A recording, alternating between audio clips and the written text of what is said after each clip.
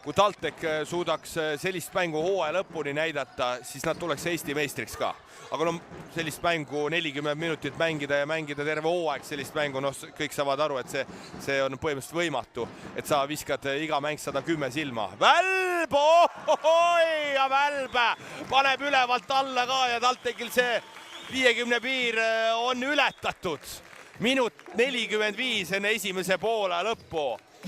Välbel seal oli rahulikult võimalus selline lihtne lay-up visata, aga Välb tahtis ikkagi minna ja jõuga ülevalt alla suruda ja see annab poole pausis ka.